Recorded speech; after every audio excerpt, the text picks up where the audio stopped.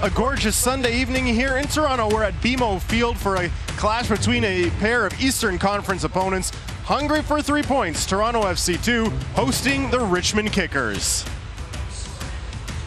Good evening, everyone. Welcome inside our broadcast studio. I'm Matt Antonio, joined by Terry Dunfield. As mentioned, it's Toronto FC2 back at BMO Field hosting the Richmond Kickers tonight, Terry, and these two teams both very, very hungry for 3 points. Let's take a look at that Eastern Conference standings board, and we will see that both of our clubs tonight are below that 8th place line. Richmond and Toronto well out of the playoff picture. Yeah, I think for TFC2, the mindset now is the playoffs might be a little bit of a stretch, but your goal now should probably be to, can we catch the Richmond Kickers? There's a 12 points difference, but I think the TFC are starting to hit a little bit of a form. I thought they were excellent against Nashville when they got their first win of the season, 2-0. Uccello strokes a goal home. Matty Serbo, who was in the team of the week, almost was given a little bit of a free roll. I thought he was brilliant. TFC2 meet a Richmond side that's not in great form. They haven't won in 5. In their last 3, they've conceded 9 and haven't scored. So I think the timing of this game couldn't be better for TFC2. Let's take a look at Tsubasa Endo, back in the team, joining mid-season, scored 3 goals in 17 appearances for the Young Reds in 2017. Yeah, he'll bring tons of experience to this young TFC side. He already understands TFC methodology, understands what's required of him. His experience, as I said, will be very important. He's very good as well at set pieces. He's got excellent delivery if given time and space. Set up a couple of opportunities in the last game against Pittsburgh. On the other side, we'll highlight for the Kickers, Brian Shriver has played in all 21 games for the Kickers, has scored 6 goals, which leads the club. Yeah, he's got a nice little bit of versatility to him. He can play anywhere across the front 4. Normally plays out wide. He likes that outside to in run. Scores all types of goals. Good on set pieces. Breaks from deep in transition. Really times his runs into the box well. And he's not afraid to shoot from distance, as we saw against the New York Red Bulls too. Shriver will wear the captain's armband tonight for the Kickers. We'll have much more when we return, including the lineups as we set the stage for the Richmond Kickers in Toronto FC2, a little Sunday night footy here in Toronto.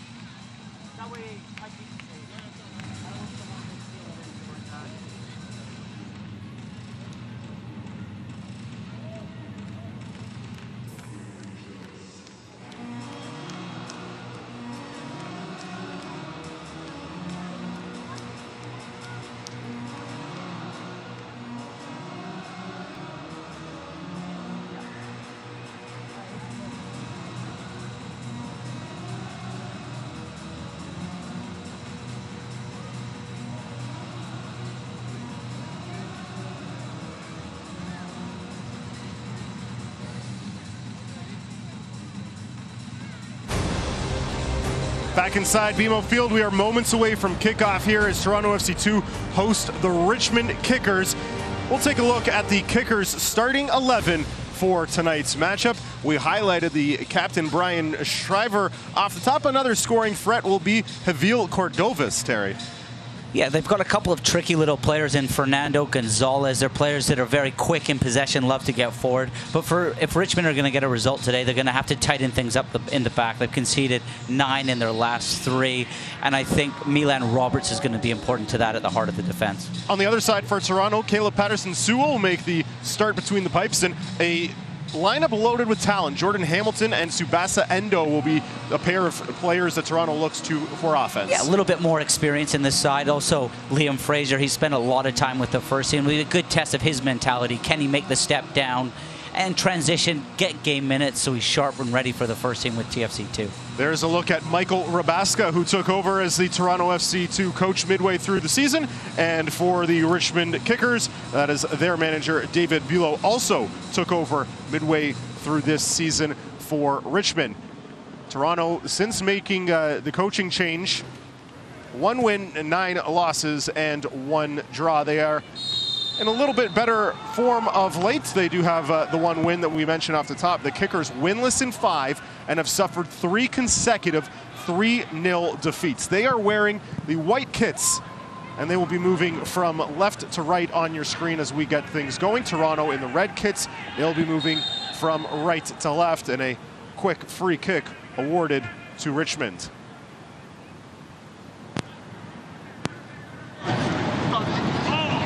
-25°C at kickoff, 77 Fahrenheit. Feels a little bit hotter than that. It's up closer to around 30, 31. And on the bike ride in this evening, got a little bit of a sweat going, a pregame workout for the broadcasters as well as the players, Terry. Yeah, it's been a full day here at BMO. TFC played New York City just before it. I think the pitch has held up quite well. I know these young TFC2 players will really relish playing at BMO, actually just playing at home, but it's always nice to play on grass and in the stadium that you're hoping to one day play for the first team. This is Connor Shinoski, chipped forward by Matt Bolduc. He's fouled by Bjornathan. And it's going to be a booking in the first 2 minutes for Toronto FC2. Yeah, there's a lot of enthusiasm and energy just coming back home and playing at BMO. We've already seen a couple of late tackles from Campbell in the middle of the park, and now Bjornathan. Bjornathan picked up a knock in training this week, so he must have passed a medical to be fit to play. But all that nervous energy, and you just watch the first team play. It's important that you keep your head and time your challenges and. Well, Shinoski.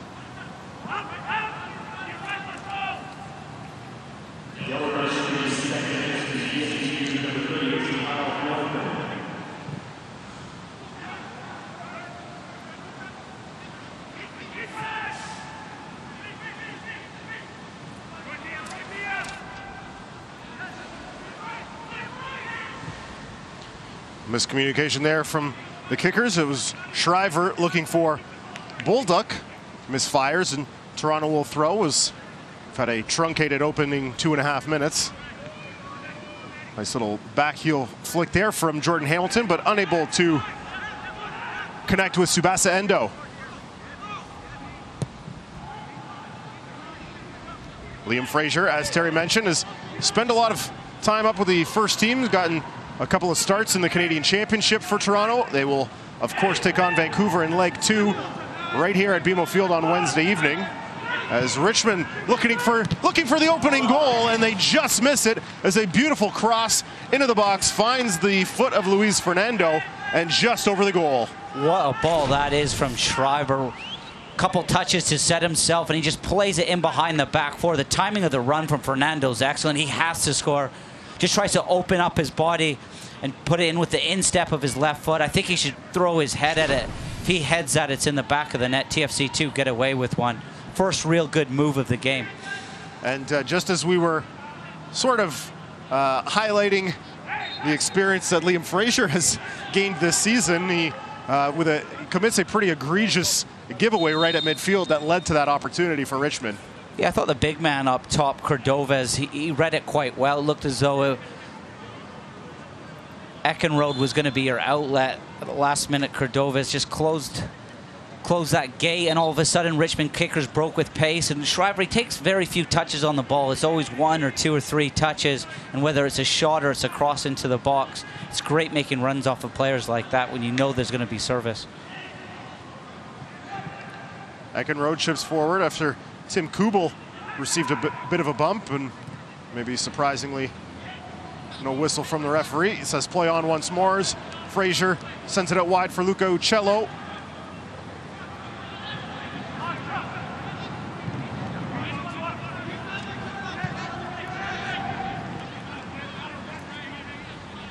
There's Boskovic. Now for Endo.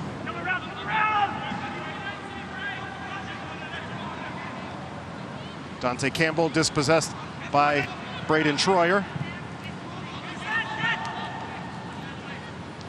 Sometimes early in these games for TFC2, it's difficult to just find a little bit of rhythm. There's always a lot of change with players moving up and down within the club. It's difficult to find partnerships, know exactly what players' moves are going to be. I was talking to Mike Rabaska, the head coach, a couple days ago. A couple loose passes, loose touches, Matty. Yeah, we saw that again. It's Hamilton and Endo, who have played together before, both with the first team and in several instances with TFC2 last season. Just failing to click so far this evening, but Toronto looking for an opportunity now. Hamilton looked like he slipped. Here's Uccello. He's going to swing it out. Comes back in, looking to pick out Hamilton again. Jordan Hamilton, who's been very successful at the USL level over the last 3 seasons, looked primed for a goal-scoring opportunity there, and looked like he may have slipped. We'll get another look at it when we have an opportunity, but he looks ready to put that one in the back of the net again and was not able to do so. He actually did really well in midfield. It was his loose touch that he repressed. He got the ball back. Nice little nutmeg. The ball eventually comes wide, and with his right foot, he just tries to steer his shot back on goal. A real difficult technique, and it was a good block from a Richmond kicker defender. This is played out now for a throw, and let's use this opportunity to get one more look at the scoring opportunity from Jordan Hamilton. TFC2 moved the ball from left to right really well, finds Kubel, he just cuts it back. Hamilton just stops his run with his right foot. There's not much more he could do other than just feel it back towards goal. Here's Ento, left foot switches to his right, now back to his left as he looks to play it in the area. Uccello not able to get ahead to it as it was just out of his reach, but Toronto still with it. Frazier with a long drive, and it's punched over the goal by Spangenberg, and it will be a corner to Toronto. Another great attack from TFC2. Sebastian Endo showing his quality. Just twists and turns Bulldog, hangs it up at the back post for Kubel. He just stood there. He's not coming onto it as he would like. Eventually the rebound comes out to Liam Frazier. Tries to bend it into the top corner with his weaker left foot. Shall I say weaker? Great save from the goalkeeper Spangenberg to put it out for a corner.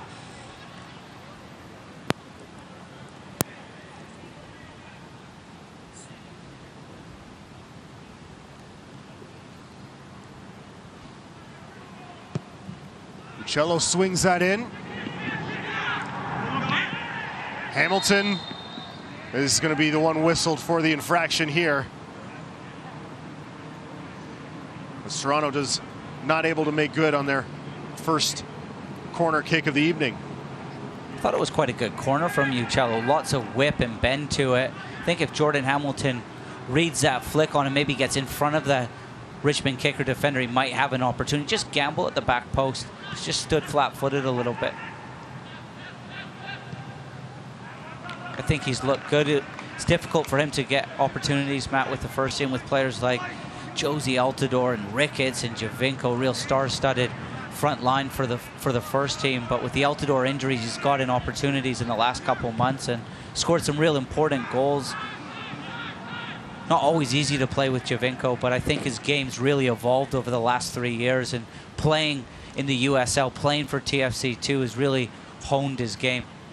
And having the opportunity to play in the Canadian Championship games as well. He scored here at BMO Field in the second leg of the semifinal against Ottawa in that 3-0 victory for Toronto. All 3 goal scorers on that night were Canadians, which is great to see for Toronto FC in the Canadian Championship, to see that Canadian content making an impact. Campbell is pulled down and will win a free kick here for the Young Reds. not always pretty on the eye, Dante Campbell, but he puts a shift in for you, plays at a high tempo, really tries to execute the objectives that Mike Rabaska sets out, and I think his energy is a little bit infectious, and it's been a real bright start for TFC2, and I think he's been important to that in the middle of the park. We've seen him play at right back and at right wing back as well, so he's got a real versatility to his game. 13th appearance of the season for Campbell this evening, as it's Endo swings it in and cleared away by the kickers, but it's Uccello who gets on it. Cross back in and not able to connect with Robert Boskovic, the center back who had pushed forward.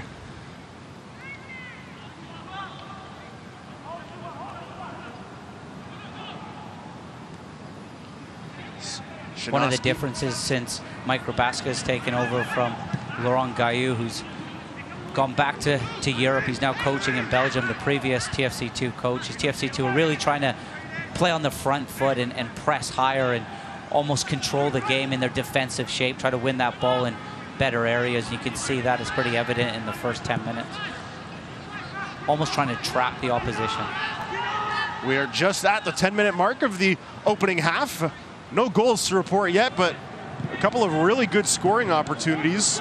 Richmond had the first one, Cordovas just putting it high, and Toronto's had some sustained pressure over the last 5 minutes, I'd say, but Richmond looking to counter here. It's Shriver who plays forward. The offside flag is up as Fernando, and sorry, it was Fernando, not Cordovas, who had the good opportunity earlier, but Fernando is in an offside position.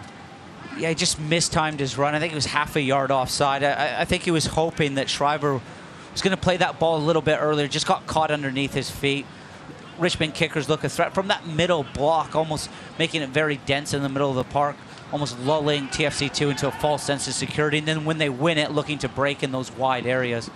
Fraser fails to connect on that long pass, looking for Kubel.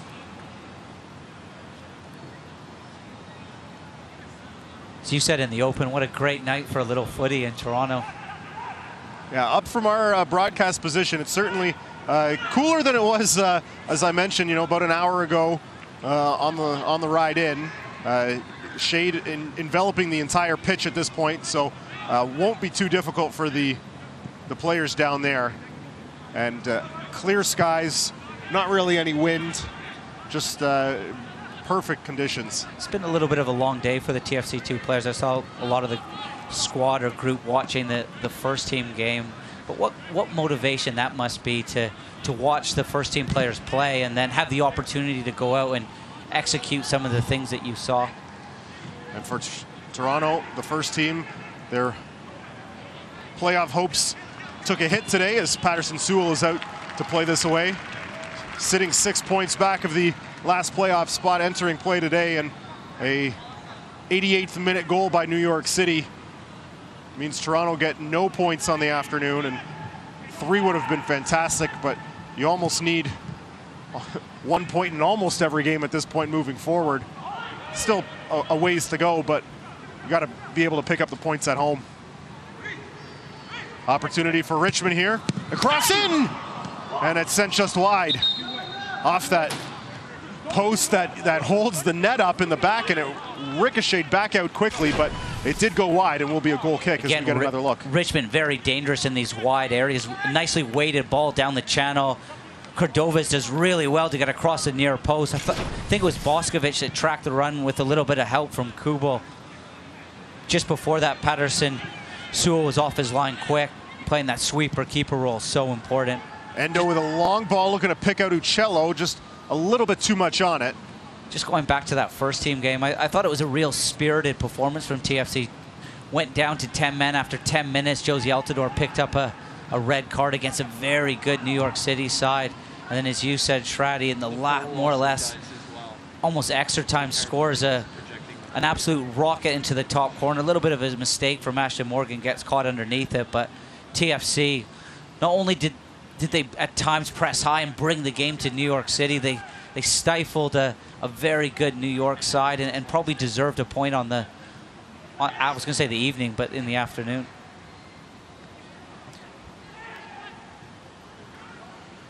Richmond again, quick on the counterattack. And here's an opportunity for Bolduc. Played into the middle, and it's once again sent wide of the goal by Cordovas. It's quite clear. You can see that TFC2 are trying to press extremely high up that pitch, and if Richmond can play through that press, all of a sudden the two center halves are very exposed. I thought Boskovic and Lars Eckenro delayed and defended this extremely well. Lars does just enough to put off the big Cordovas, again making that near post run. But it's almost a little bit of cat and mouse. If TFC can get that press right, they're winning it in great areas to break. But if it is beaten, it's important that the two center halves deal with the situation, delay the attack, and allow players to get back. Or, as we saw just a little bit earlier, Patterson's off his line quick, sweeping him behind. Here's Endo. Frazier.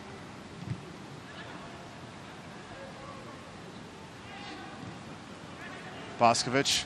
Uccello. Kubel. Serbo looking for an opportunity there. And it's snagged by Spangenberg. You spoke about that Ottawa game in the Canadian Championships. That's, for our U.S. viewers, it's a little bit like our U.S. Open Cup up here. And I thought Liam Frazier really had a breakout game against Ottawa. I thought he was excellent a couple of weeks in the middle of the park. Sure, he'll be hoping for some minutes in the second leg of the final against the Vancouver Whitecaps on Wednesday. So these are important match minutes for him. And I think he started the game in this first 15 minutes just a little bit sloppy. Sometimes you take liberties and think maybe it's going to be a little bit easy when you drop down a level. That's usually when it becomes more difficult, is when you start making those assumptions, Terry. A young player who's still growing. We're obviously not assuming anything about Liam Frazier's mindset coming in, so I don't want our viewers to think that we're not slandering Liam at all. But a young player, still just a teenager who's still growing and developing his game, and debuted in the USL at just 16, 17 years old. This is now his third season with Toronto FC2. Yeah, he's a player the club really have high hopes for. I think he's really benefited. He spent preseason away with the first team, learned from players like Michael Bradley, Jonathan Osorio, Victor Vasquez, and he's really taken his game to another level this season.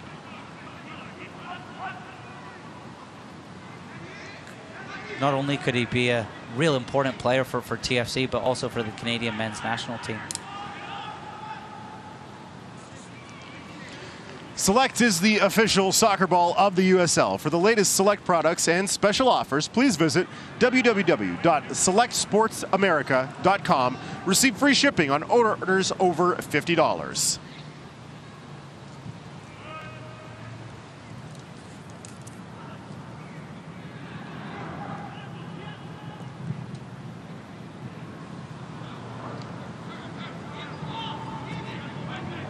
Here's Campbell. As Kubel out wide to his right. Kubel will swing it in. No red shirts in the area. Easily handled by Trevor Spangenberg. So we are a shade over quarter of an hour played here at BMO Field. Still looking for our opening goal of the evening.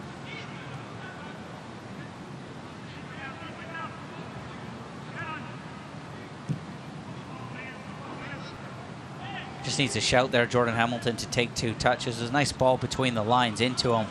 Had time to take a touch and turn. One player TFC2 need to get into the game is Matty Serbo. At times he'll drift in and out of the game. He's the player that scored the second goal against Nashville. Real talented player. He's got a pair of goals this season in 15 matches. Not sure I saw much there, Terry. Just a flailing finger, maybe. Not a whole bunch in it. Well, Fernando had stopped like it was an obvious foul, and Campbell just kept running with the ball. It was a late whistle from referee David Barry. He very clearly saw something down there that we were not able to from up here. Sounds like old David Barry, doesn't it? Shriver's just causing TFC2 1 or 2 problems just playing in behind that midfield line. Good ball there from Frazier, finds Uccello. He takes a look up, assesses how much space he has, and fires a shot at goal. And Spangenberg is there to make the stop. Yeah, Uccello looked more like a central midfielder there. It was a great ball in transition from Liam Frazier. And I thought Uccello just got caught in two minds. I think you want a player there to be committed, be dynamic. It's okay to make a mistake there. In the end, it was just a little bit conservative and an easy save from Spannenberg. Possibly he was looking for Hamilton and a little bit of support. Yeah, it looked like he looked up and maybe was assessing how far away he was from goal. Not sure if he maybe was thinking of taking a rip from out there and realized that he had some more space to run on. And by the time he did that, when he looked up, he almost, you know, slowed him down a half step and allowed the defender to close more quickly on him. Shriver in midfield for Fernando. Luis Fernando will play this out wide to the left. It's Corral looking for Cordovas in the middle, and once again, Richmond trying to exploit that channel right through the middle of the 16-yard area. And again, they're looking to pick out Javier Cordovas and not able to connect. Yeah, just missing that extra body in the box right now. Cordovas, he's been a real handful up top. Here we see the left back getting forward, feels the ball into the box. Lots of whip on that. Just need a Shriver at the back post. I think if I'm playing in midfield for this Richmond kicker team, gamble, get forward. Some of the quality into the box is excellent. Cordovas is bringing bodies to that near post as well. Scott Thompson will stand over this for Richmond.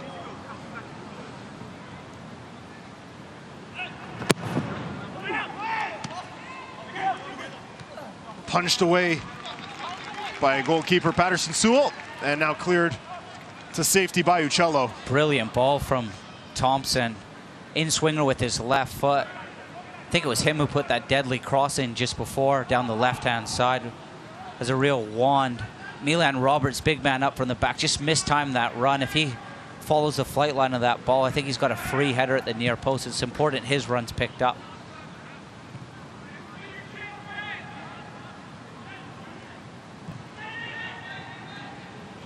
Good play there from Campbell, Serbal, Hamilton.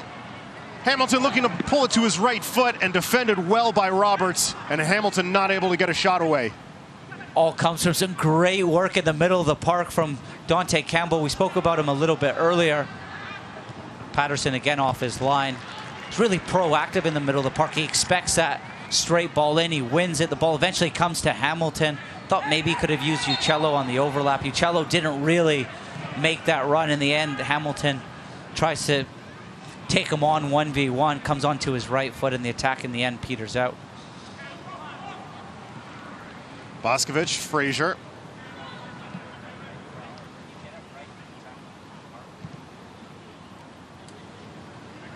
Frazier.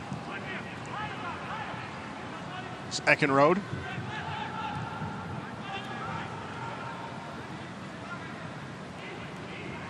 Started to settle into their groove now after, I don't want to say a nervy 5-6 minutes. I think most of the players will have played here at BMO, but just took a little bit for probably both sides to feel their way into it. It's quite a slick surface. I know it's been a hot Toronto summer, but the dew's starting to set on the pitch. Really test your first touch. Here's Hamilton again. Trying to make a move around the defender. Instead, we'll push it back for Bjornathan. Bjornathan dancing along that sideline. Sends it over for Frazier, and now played through to Eckenrode. Assesses his options and decides on Matthew Serbal, trying to push it out for Kubel. And it's out for a throw. Let's take another look at that good play from Dante Campbell. Yeah, I love this press in the middle of the park. Really proactive. Nice little pass to Matty Serbal.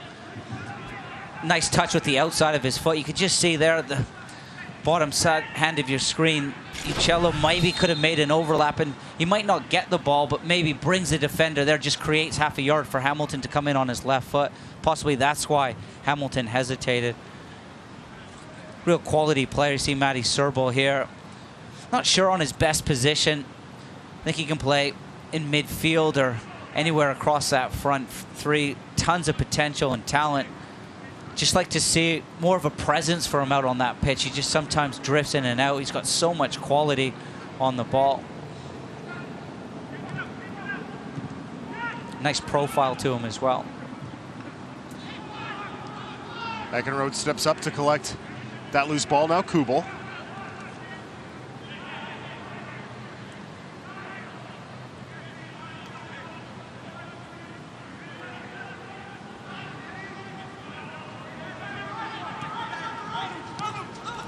Cello nearly lost it. He did lose it. Roberts pushes it forward.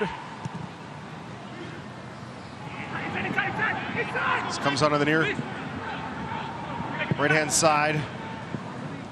Fernando will play it through. And this will go out for a goal kick. The USL's official Twitter feed keeps you up to date with the news, live game updates, and highlights from around the league 24/7. Follow @USL on Twitter.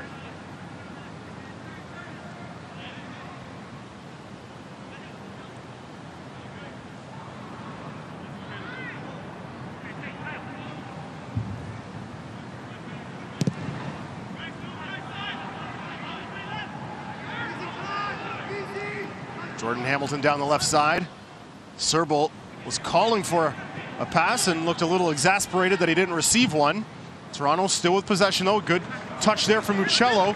He's going to find Kubel, who's got some space, has Hamilton in the middle, looks for him, and it's knocked away there by Connor Shinosky. Nice ball across the pitch. Gets a little bit of luck from Liam Fraser. Uccello helps it out to Kubel. Almost fakes to put an early cross in the end, he's given a whole bunch of time and space. I thought he could have driven into the box, maybe committed one of the Richmond players. In the end, he tries to fizz it across, isn't able to pick out a red. Nice switch of play, though, from Liam Fraser. Not sure the ball in depth was on for Serbo. I thought maybe he could have checked back into the space to receive it to feet. There's Serbo with it now. Plays out for Endo. Endo crosses with the left foot to the back post, and Uccello not able to connect. Kubel. Serble goes up, but it's grabbed by Spangenberg. Another great ball from Endo. Whenever it comes into him, very rarely is there not a final product. This time he digs out a great cross to the back post with his left foot. I think Kubel at the back post, just a slack Endo pass there from Richmond. Taking advantage of a mistake here from the kickers. Endo will have a shot, and it's a diving save to his right by Trevor Spangenberg and out for a corner. We're just going to see the cross here from Endo. I think the trigger here for Q, when he gets to the byline here, Kubel, you've got to realize that that ball's going to go to the back post. Here we see the shot from Endo. He's trying to feel it into the far corner. The defender does quite well. In the end, he goes to the near. Great touch from the keeper. Goes out for a corner kick. Endo will play a little one-touch there for Bjornathan. Sent back in again, and Roberts gets back to clear for Richmond. But the danger not done yet. A tug on the jersey there on Endo, who goes down, and referee David Barry says play on. Yeah, I'm surprised he missed that one. You could see a clear tug there. Good defending in the heart of the defense from Milan Roberts, former FC Edmonton player. Lots of experience at this level. Sorry, Terry. Campbell had the opportunity there. I believe they've... is it offside? So we'll see if we can check the forensics on the would-be foul on Endo. Yeah, you want to see consistencies in games, and I think we saw a foul a little bit earlier on Fernando in the middle of the park where there wasn't a whole bunch in it. I think that was exactly the same. A quick counter from Richmond. Comes to Cordovas. And Toronto does well to track back, and Campbell pokes that away from Gonzalez. And now a foul to the kickers is some very disjointed play inside the Toronto penalty area. Yeah, you can see again TFC2 trying to press high. Bjornathan gets caught up the pitch a little bit, but Boskovic comes over, and I thought he delayed the attack extremely well, allowed the TFC backline to get balance, recover, and in the end, nothing comes of it from Richmond.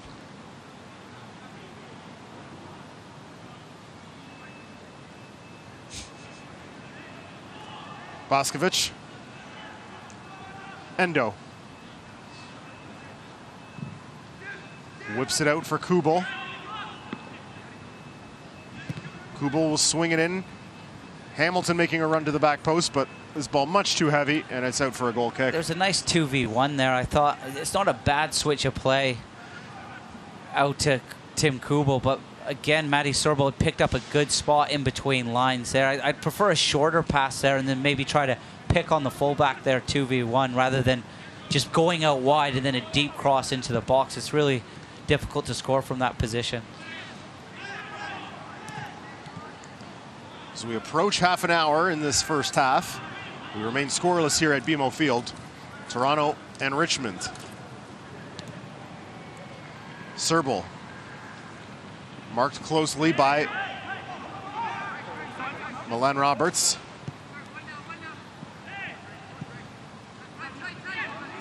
So that's a big difference this season, Matt.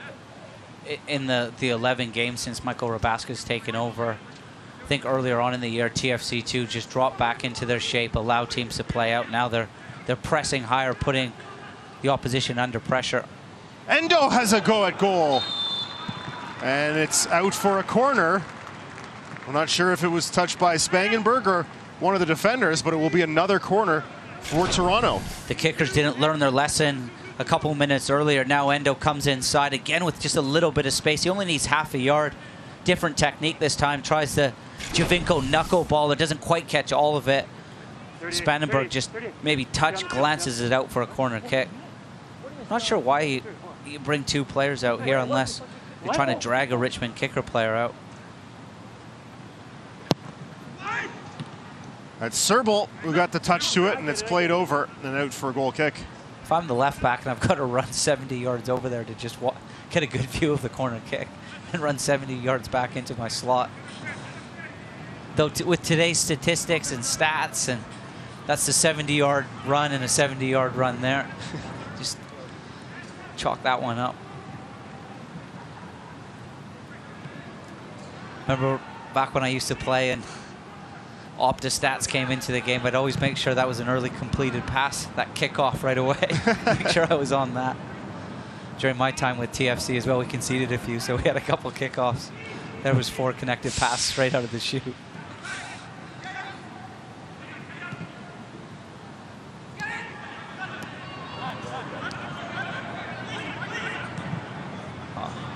Offside flag is up on Cordovas, who puts it into the back of the net well after the whistle has gone. I actually thought it wasn't a bad run.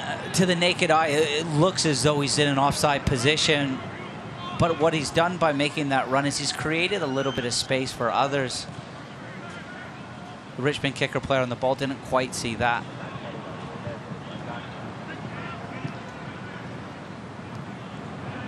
Works his socks off up top, Cordovas. Hasn't quite had that opportunity yet. Great diagonal from Boskovic. Here's Serbal. Campbell. Boskovic. Bjornathan.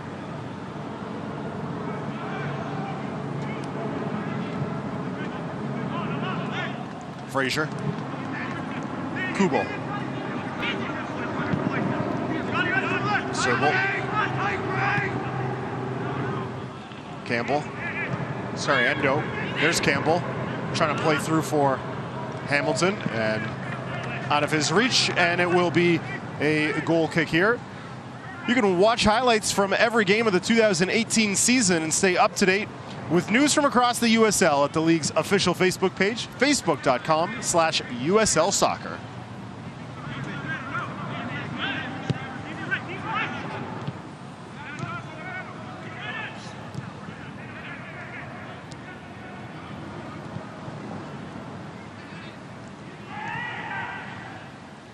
Troyer back for Shanoski.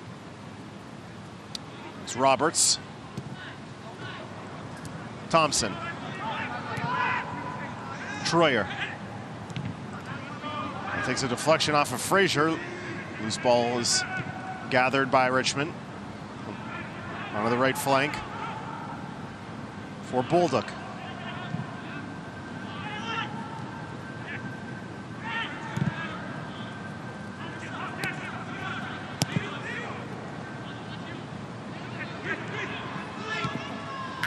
Cordovas takes a deflection. And it actually deflected back off of Cordovas and will be out for a goal kick. Yeah, nice little move from the kickers there. It was a good ball in depth from Tompkins. Fernando runs onto it. I thought Cordovas just timed his run a little bit too early. He was ahead of that near post. When you get ahead of that near post, that's such a difficult technique to bring back across net. Maybe could have dummied it for the trailing player. I think Cordovas just needs to be a little bit patient, time the run to when that cross is going to come in. In possession, I think the danger man's Fernando for the kickers right now if he's given a little bit of time and space. Shriver started the game quite well, but he's just drifted out of it a little bit. The kickers actually look more dangerous when TFC2 are building out, breaking from transition in that defensive shape. Kubo made a good play to try and intercept that pass, and now it's Hamilton. Knocked away there by Troyer. Gathered in by Bjornathan momentarily, now Frazier. Here's Eckenrode. Kubel. Uccello. Frazier. Serbal. Hamilton.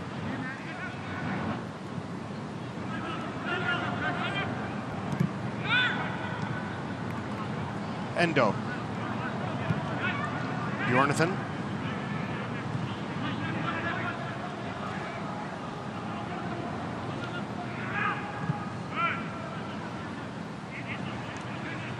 Eckenrode. Kubel.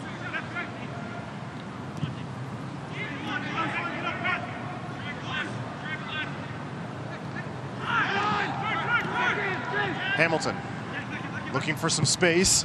Plays over onto the left flank, taken by Bjornathan. Will make a run towards the 18-yard area. Comes loose.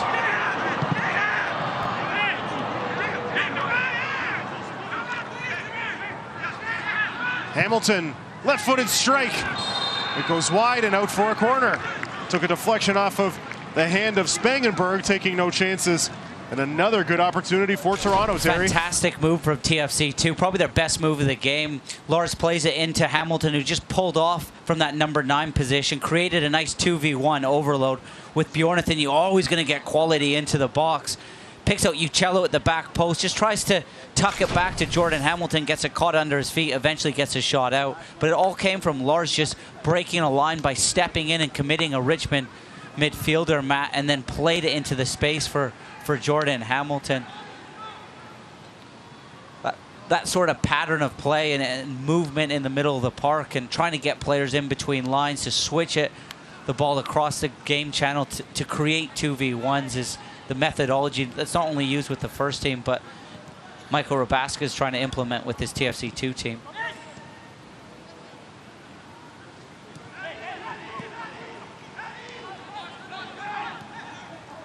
There's Campbell. A quick break for Toronto. Has Endo to his left. Tried to make a move to pull it to his right foot.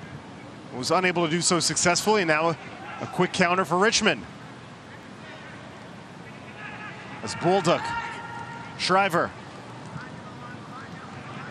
Boscovich dispossesses that as they were trying to play it in behind for Cordovas again.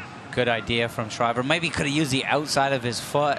Just shaped it away from Boscovich. Nice run from deep from Cordovas. Just before that, I thought Dante Campbell tried to do just a little bit too much. Might have been better just playing simple to Uccello.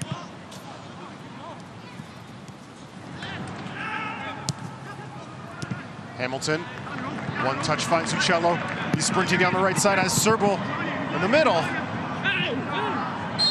Serbal will be whistled for the aggressive challenge there. If Dave Barry ever watches our broadcast, I hope he's listening right now. I would love if he just tried to play a little bit of advantage rather than just blowing his whistle so quickly. For the record, I have said nothing, either positive or negative, about the officiating. All officiating-related inquiries can go to Terry. No, I think he's a good referee. All fines from the league come to Terry. Am I not safe now that I'm in the broadcasting world? Never safe, Terry. Okay. But yeah, just let the game play a little bit. He didn't even look to see where that pass had gone. He's already blowing his whistle. Did you ever get fined as a player for criticizing the officiating? Yeah. How many times? Thousands. I said how many times, not how many dollars. This was before VAR as well. This will be a yellow card to Richmond here in the 39th minute. That's Gonzalez going into the book. Yeah, Richmond are just struggling a little bit to get to grips with the movement of the TFC midfield three. And it's quite fluent. If they're not quite on in the pocket, they're pulling out, creating space for possibly one of the front three to drop into it, whether it's Serbo, Hamilton, or Sabasa Endo. Uccello's movement's been good down that right-hand side. I like the partnership between him and Kubel. That seems to be the outlet right now.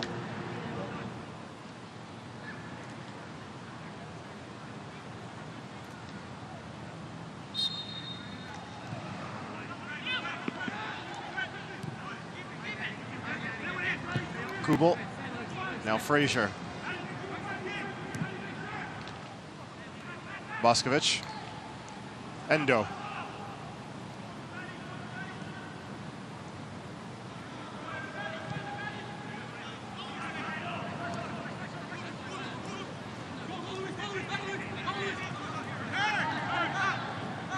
Serbo.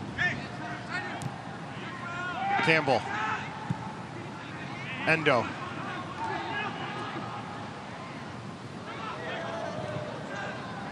Frazier with the volley that's sent well wide.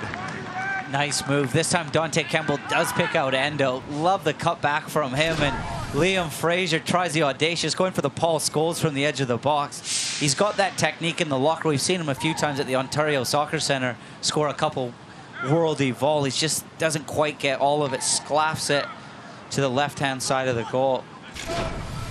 Or right-hand side as we're looking at it. There's Hamilton. Endo. Surrounded by white jerseys, and Richmond will take it away. Not good when on the replay your shot is so far wide that it's out of the picture. No, I wouldn't say that's a positive, but what is a positive is I thought the group set up the action quite well. And I think if Dante Campbell in the middle of the park can start to realize the strengths of his game and his winning possession and keeping the team ticking over and keeping it simple and his energy and how industrious he is, he could potentially have a career as long as he doesn't try to do too much and his decision making is good. Put it in the middle for Serbo. And a chance.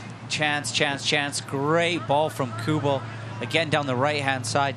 TFC exposing the left-hand side from Richmond. The only thing I'd say about this cross is why lift it? Does that ball have to go in the air? If that's on the ground, Matty Serbo isn't trying to take that on the half volley. It just skips up into his shins. He's beaten Milan Roberts at the near post. Great ball from Kubel. Can you just slide that along the ground so it's an easier finish, an easier technique for Matty Serbo, who's breaking from that deep position.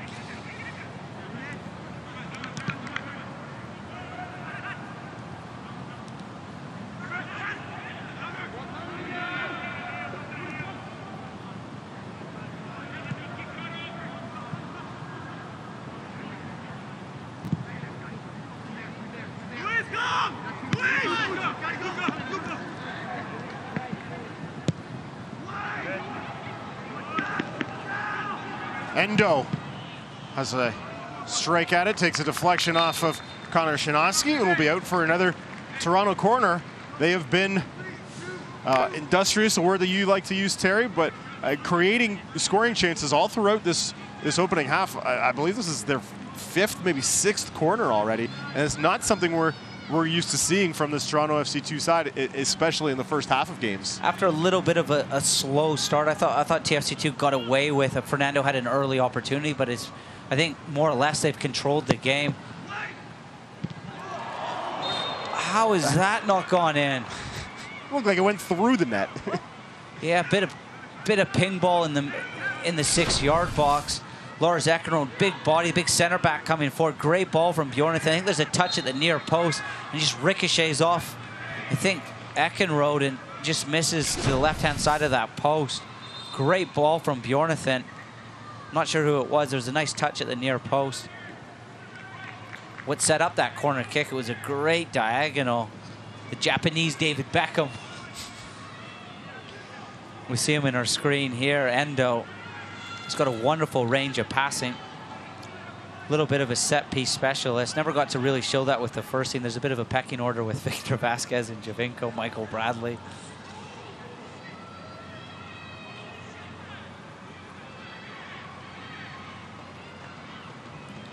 He'll stand over this free kick.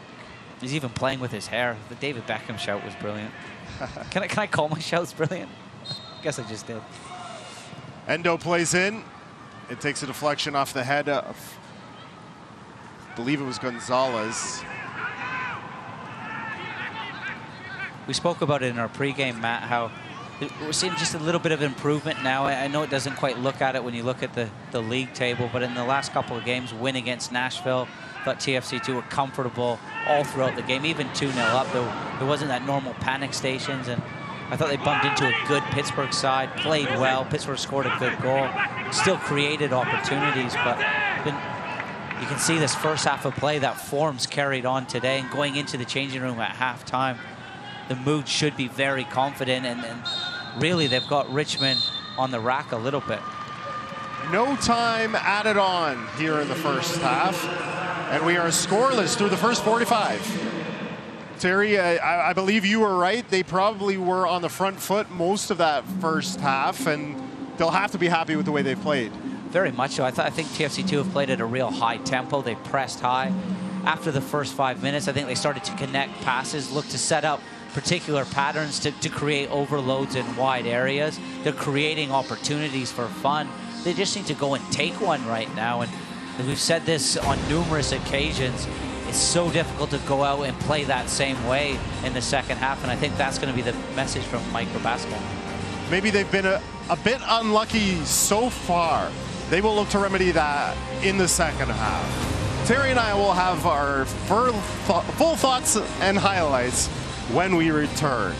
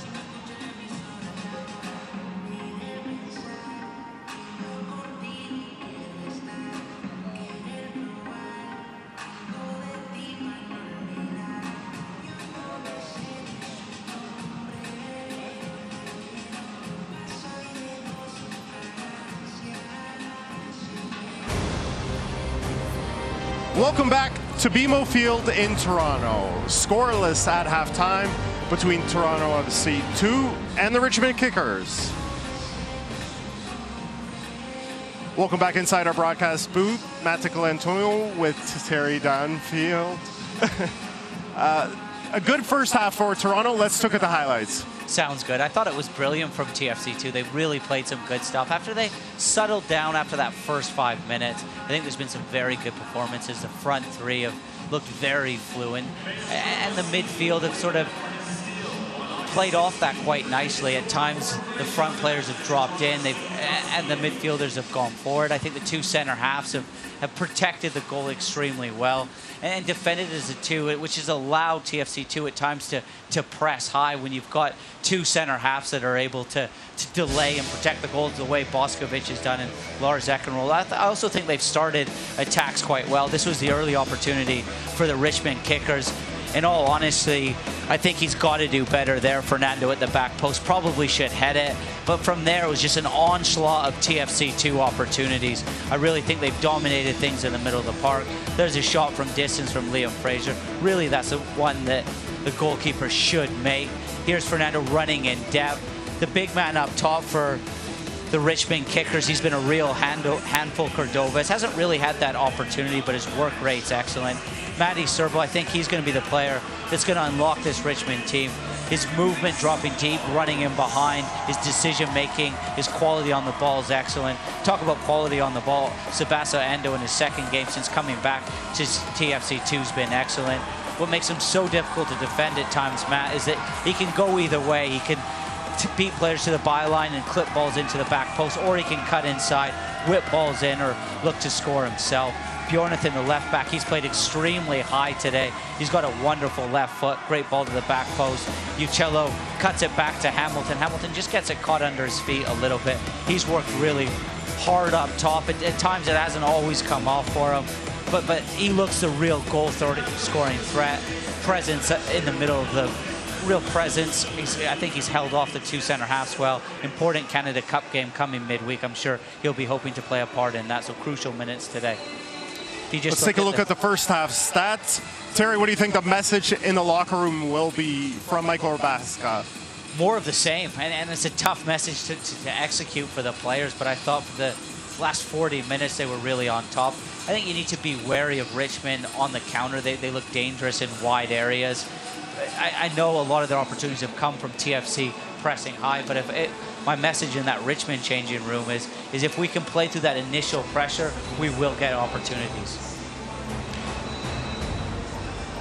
We'll have more when the halftime continues from BMO Field.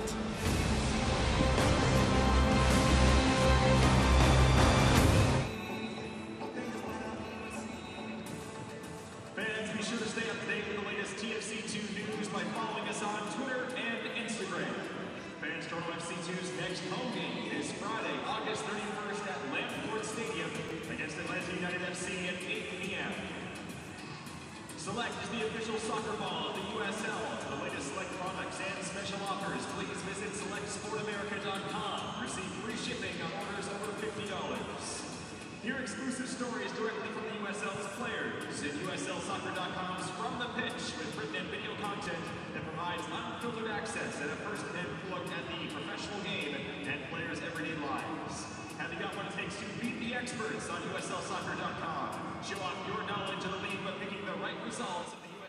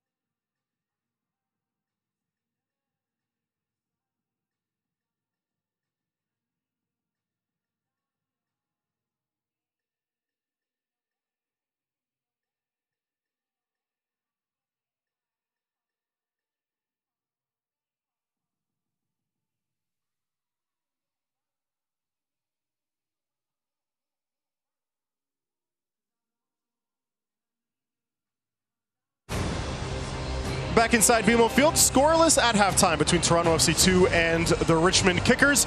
We're going to take a look at some scores from around the USL. Earlier this afternoon, Pittsburgh Riverhounds defeated Bethlehem 2-1, and FC Cincinnati victorious over Penn FC in a pair of Eastern Conference matchups. We're going to take a look around the league with some USL news and notes.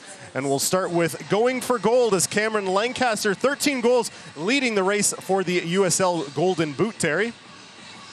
Really credited Shriver with his goal against the New York Red Bulls from halfway. It was actually Lancaster, a real top player, only 25 as well. He will get better, scores all types of goals, takes free kicks, lots of 1 and 2 touch finish, and of course that spectacular goal. Orange County SC sits alone in second place in the Western Conference right now. They've got some real experienced players like Chaplow, Croganell on loan from Columbus, Alston, used to play for the New York Revs, affiliate club of LAFC.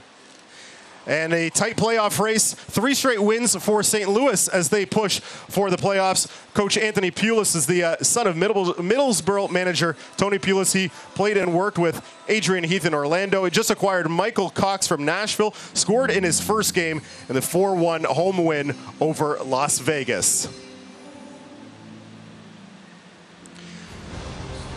Some young Toronto FC fans in attendance tonight, looking for some magic from their hometown heroes as they look to get on the board. We await the opening goal. Second half is next in Toronto.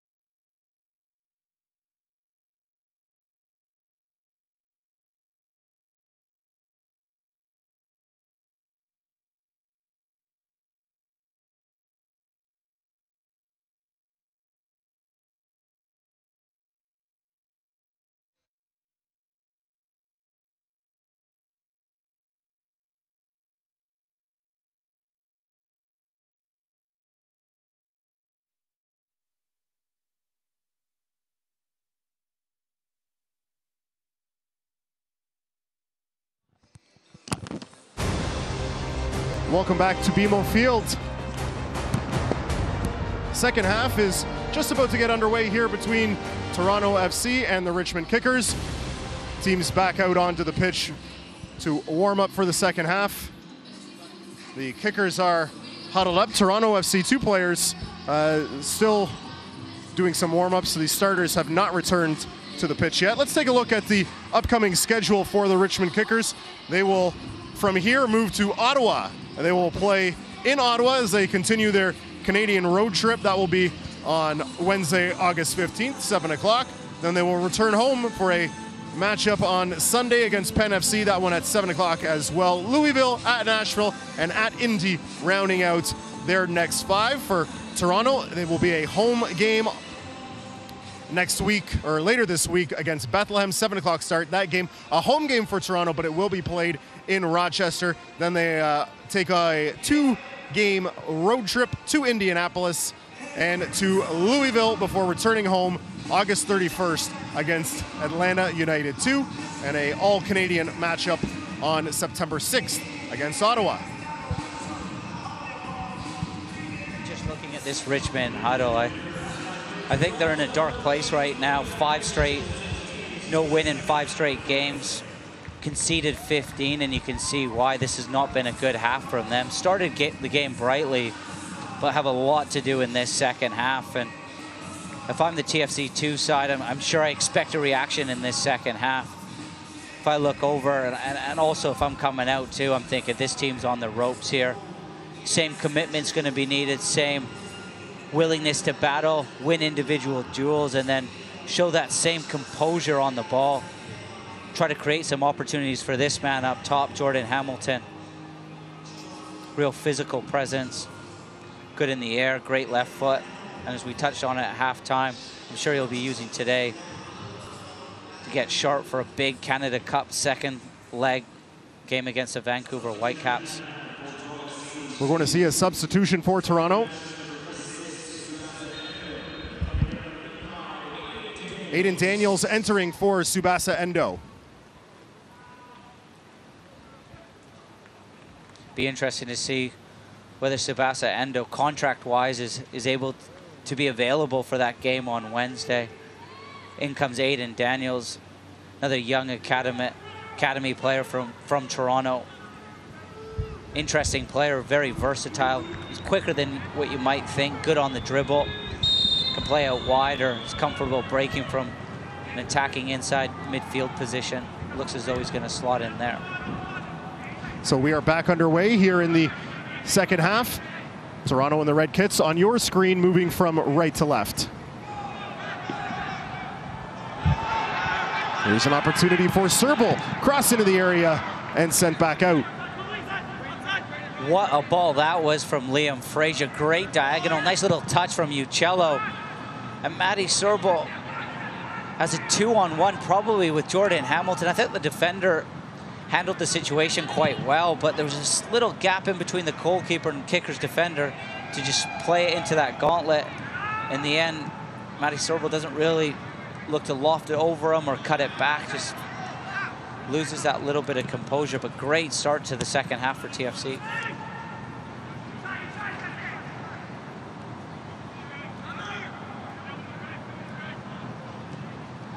Played back for Patterson Sewell. Here's Frazier. This is Lars Eckenrode. Long ball played up for Jordan Hamilton. Offside flag goes up. That was a tight call, and it goes against Toronto. It's interesting, the fullbacks for the kickers don't know whether to stick or twist, follow the run of Uccello, or stay connected to their back four. The movement of the front players of TFC2 has been excellent.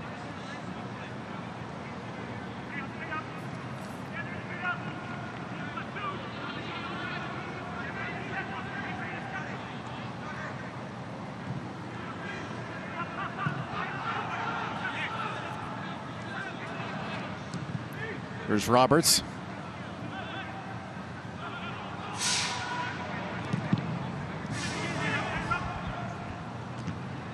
Knocked away by Boskovic. Free kick taken too quickly for David Barry's liking. Yeah, it's an offside shout. Again, though, just play an advantage. Let it play. Let the play develop. Boskovic had won the header. It was right on his left foot.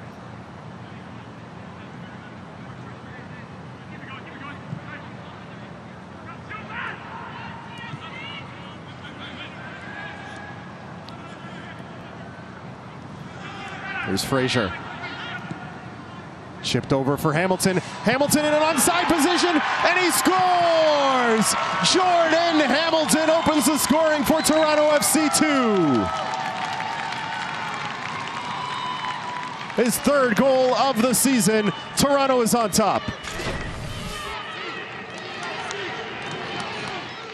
great move from TFC2. All the times they've switched that ball across the pitch pays dividends here. Richmond are unbalanced. They think the ball's going to go across the field. This time it's a penetrating pass from Liam Fraser over top of the back four. Jordan Hamilton peels off of the center half extremely well. One touch to set himself. The keeper comes out. He's caught in no man's land a little bit. Emphatic strike with his left foot. Volleys it home. Just smashes it into the back of the net. We mentioned in the first half, Jordan Hamilton always seems to have success at the USL level, and he gets another goal here for Toronto and gives them a lead, and they will have about 40 minutes to try and bring this one home, but they are in position to potentially pick up their second win of the season now. It's interesting, David Barry's just come over to the TFC2 bench to have a word with Michael Rabaska.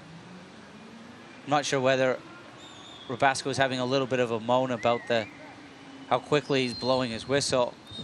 But that goal comes from the defense of the Richmond Kickers spread extremely wide. They're expecting that ball to be shifted out to the right-hand side to Uccello. And there's that space in behind the center half with no cover at all. Good movement from Jordan Hamilton, and it was an excellent clip ball in from Liam Fraser.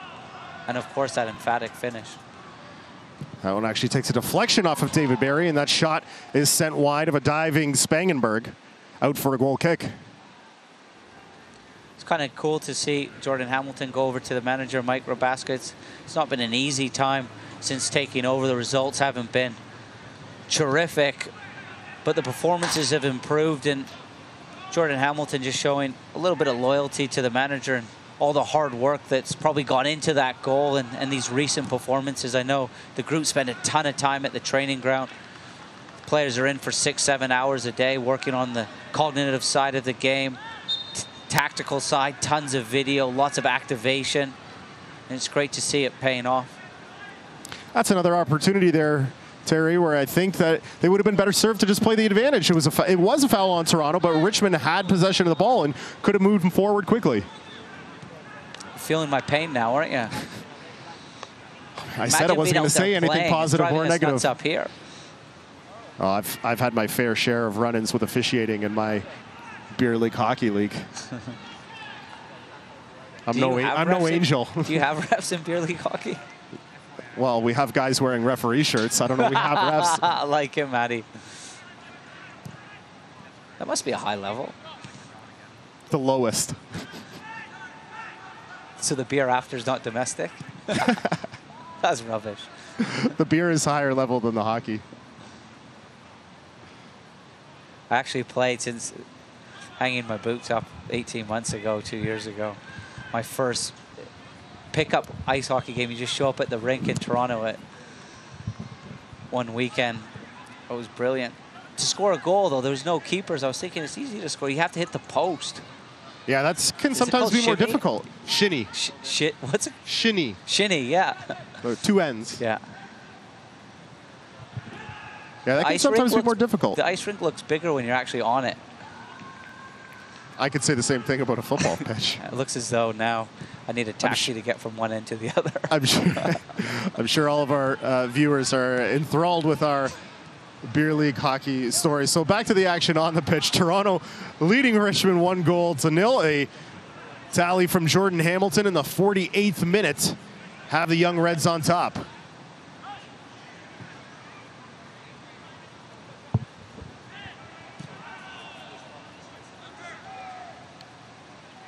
This played down the right side, making a run is Bolduc as Richmond look to equalize here, and that's cleared back out by Toronto, only as far as Bolduc again, just outside the 18-yard box. Takes a deflection.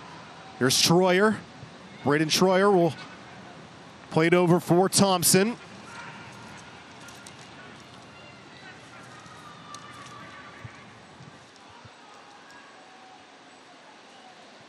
This is Bame. Roberts. Shinosky.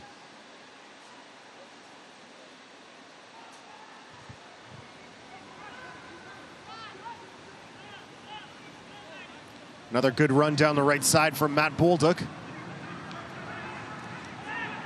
Played for Shriver. Shriver with some space. He has to go, but it's easily handled by the Toronto keeper, Caleb Patterson-Sewell.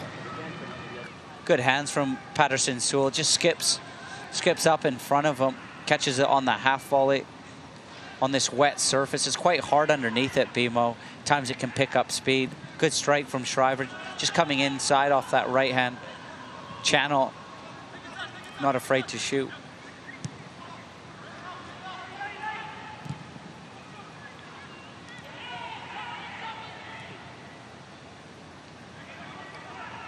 Richmond pressing again. Here's Fernando. Fernando turning to his left foot. Now will take it to his right. Crossed. And well over the head of Cordovez. There's Troyer.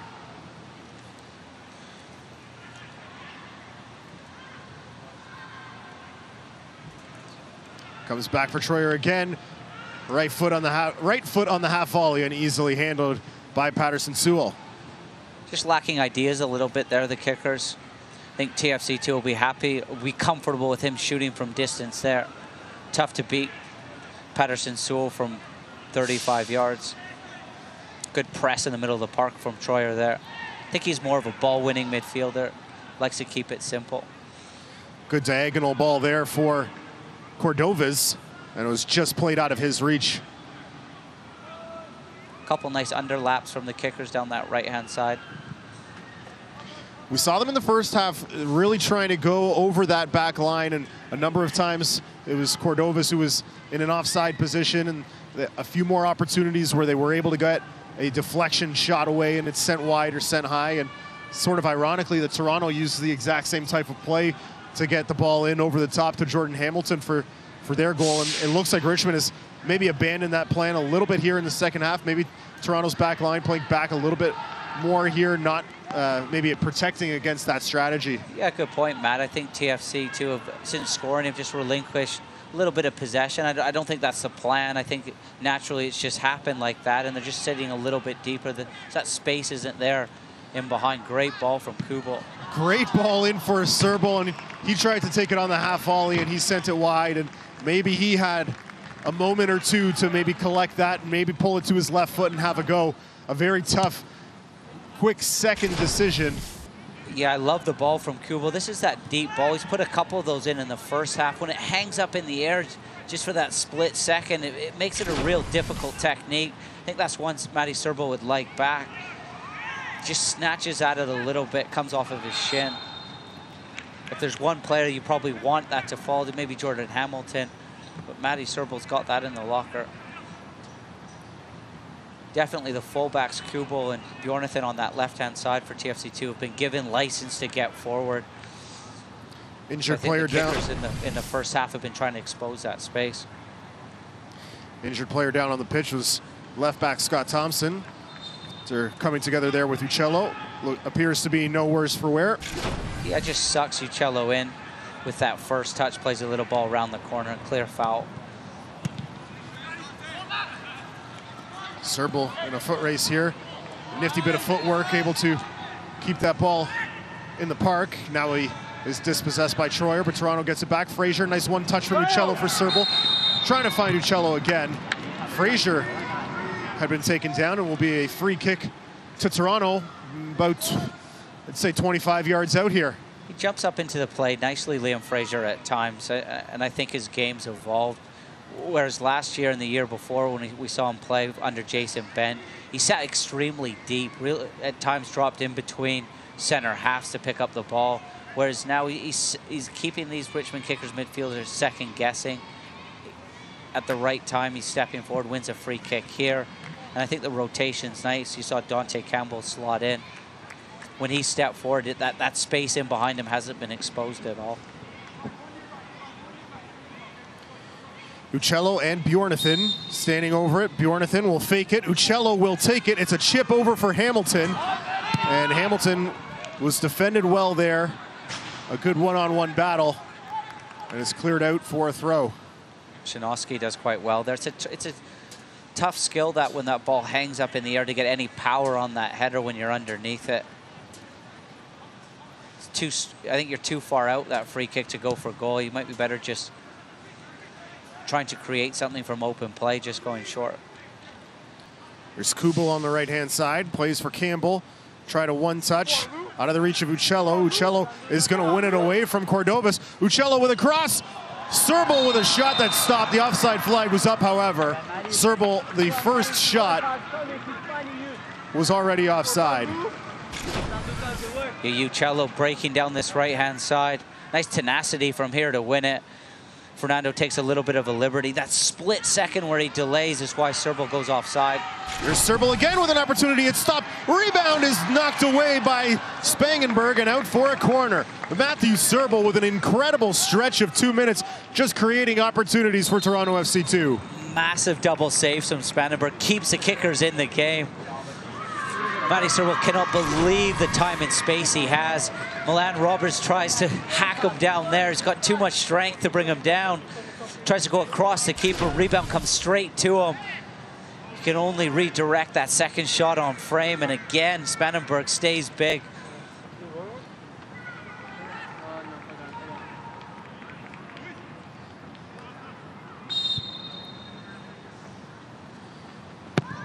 Bjornathan, that takes a deflection, and it's going to be out for another corner. Matthew Serbal has got to be kicking himself a little bit. Had two glorious opportunities. And we're going to see a substitution here for Richmond. It's going to be Yudai Imura, the striker, coming on in place of Greg Bame. Yeah, interesting player. I like him. Technical player. Good at playing in between lines. Nice range of passing. He's got goals in his games as well. I thought Matty Serbal could have maybe lifted it over top of the onrushing goalkeeper. Uccello. Oh, a good save there by Spangenberg as it came off the head of, I believe that was Serbal, Matt Serbal. Yeah.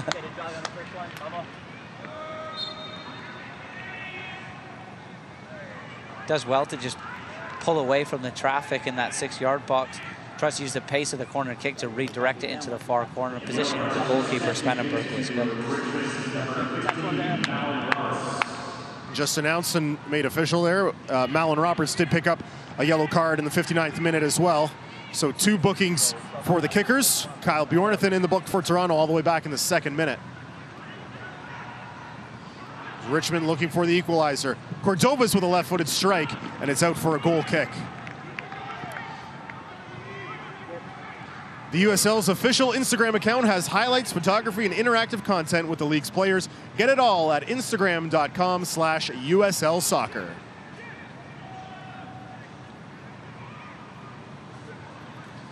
So let's maybe make a star or a note on our sheets, Terry, about this little stretch between the 57th and 60th minute where Toronto had a couple of prime scoring opportunities, not able to extend the lead to 2. And it remains just a 1-goal game and a precarious lead for a team that has not had that many results on the season. But they are pushing for more again as Uccello gets a bump there from Roberts and not able to run onto it. The way the second half's developed, it reminds me of the Nashville game a couple games ago where they won 2-0 a little bit, where there's no panic set in. I think the group's just enjoying playing out there right now, implementing some of the stuff they've been working on the training ground, playing at BMO, playing on the grass, and just enjoying their football, looking for that second goal. Here's Cordovas looking to equalize, and a great play there from Patterson Sewell to run out and snatch it off his foot. It's a positive, as you say, Terry, to see them pushing for another goal, not content to sit back and just try and defend for the last half hour here. They are really making a concerted effort to try and extend this lead. Yeah, I just think they're implementing their game plan. I think they're picking their moments when to attack, and when Richmond kickers have good possession, they're sitting back in a deep block when there's no space in behind them. And we saw Patterson Sewell a couple times in the first half, now in the second half, sweeping up in behind. His decision-making in net's been important. He's a little bit older than the group as well. He's a captain today. That experience is important. The way he talks to his back line as well. And I think Liam Fraser's been important in the middle of the park, just as that screen. And we talked about Fraser, you know, the first 5 minutes looked a little bit disjointed for him, wasn't connecting on his passes, had a couple of bad giveaways, but he's really settled in, and he looks like the Liam Fraser that we've seen a lot here for Toronto FC2 over the last 3 years.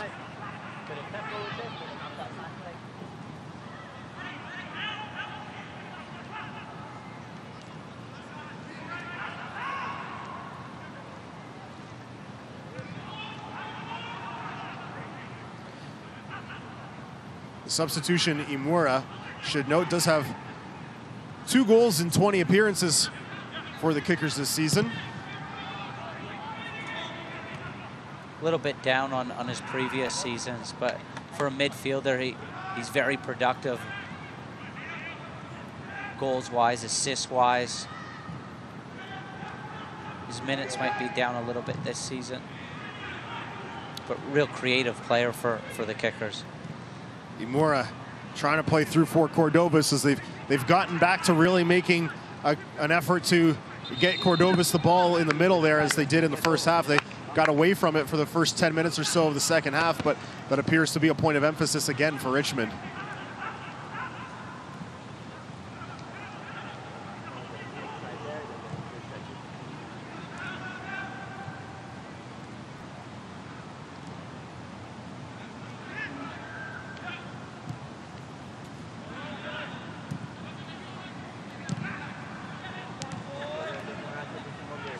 It's important if the front 6 are pressing that the back line's connected as well. Just too big a gap there.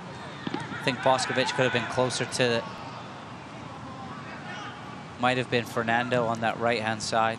Daniels looked like he might have been getting ahead of himself there, as he had a beautiful ball played to him. Just had to open his body and receive it, and had options on his left and his right. And I think he was inside his own head trying to decide what to do before he had received the pass, and he missed it, and a good opportunity for Toronto fails to materialize.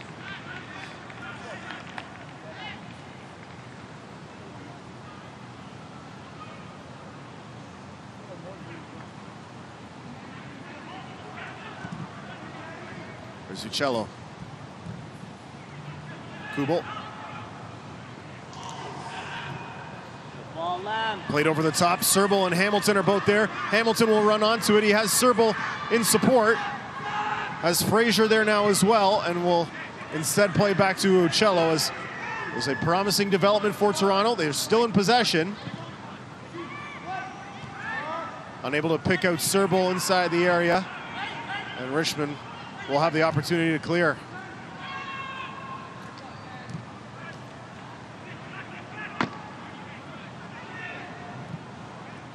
Cordovas muscled away there. And here's Uccello up the right flank. He has Serbal. Cross just out of the reach of Matthew Serbal. He will try to keep it in, and he is unsuccessful. Yeah, Lars Eckenrode was in the area as well for Toronto. Yeah, Lars does really well to intervene and start that attack off. Nice way to pass to Uccello, and Uccello plays that ball in behind the back line of the Richmond Kickers. He just dwelled at the back post, Matty Serbal. I don't think he believed or gambled that Uccello was going to play that ball, and when he realized to make that run to adjust and anticipate, just wasn't quite able to get there. Great ball from Uccello, though. As you touched on maybe 5-6 minutes ago, there was a flurry of chances for TFC2. Another good opportunity here. That second goal is always important. And for Toronto tonight, it has been elusive as well. Having said that, I don't really see, if I'm completely honest, where this Richmond goal is going to come from. I don't think TFC2 are going to press high, where they can play through that press, and then all of a sudden TFC2 are going to be unbalanced. I think they're sat back in their blocks and are going to be difficult to break down. It's been a lot of that, forcing turnovers in midfield and taking advantage with quick counterattacks. For TFC2 at the moment, yes, but for Richmond, I think they're just lacking ideas right now. I think the work rate of Cordovas is starting to peter out a little bit, struggling to get Imura on it in good areas. The fullbacks for the Kickers have been pinned back a little bit. They haven't been able to get forward. Fernando's probably their liveliest player at the moment.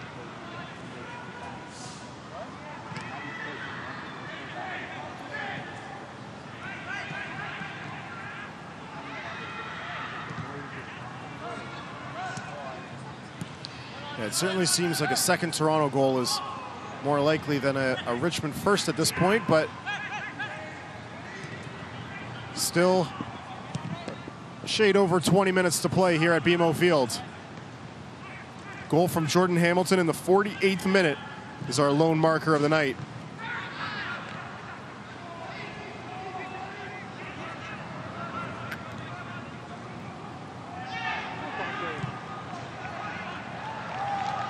Long ball played over the top again, and Serbal will run onto it. Hamilton drifts into the 18-yard box. Uccello there as well. There's Daniels, has Frazier to his right. That's where the ball is sent. Frazier now pushing forward. Daniels, Campbell, given away. It's one of the problems when you just play one up top. If you're under pressure and just sort of have to hack it forward, as Troyer did there, it's going to come right back at you. Cordovas is just looking a little bit leggy up top. Well, this could be him off here. Roberts already sitting on a yellow. We'll see what David Barry's decision is. No movement to the cards just yet.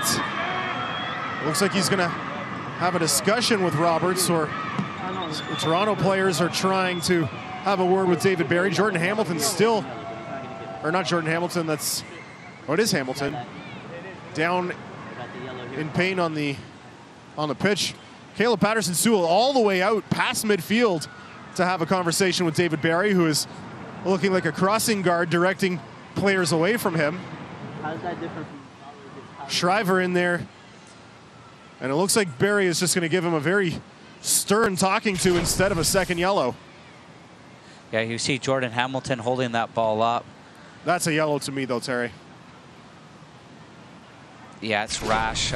It's a poor challenge from Milan Roberts. I don't know why he's making it. His first one was awful. He just tries to hack down Matty Serbal when he's clean through on goal. This one, Jordan Hamilton just sucks him in with his quality and soft feet. And again, it's super rash from Roberts. Lucky boy. I think he's on his last warning here. I think the only thing that really saves him there is the fact that he's going away from goal. He's not brought him down in an attack, but it's a reckless challenge, and reckless challenge normally means yellow card.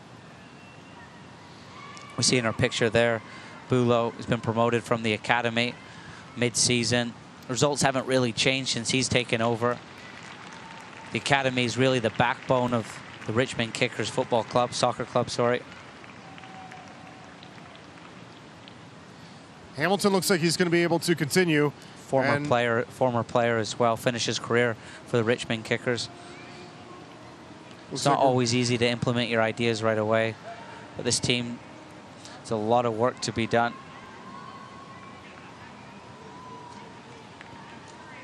I think Jordan Hamilton will be okay. I think that's one that you should be able to tackle, that he was able to ride a little bit and should be able to run off.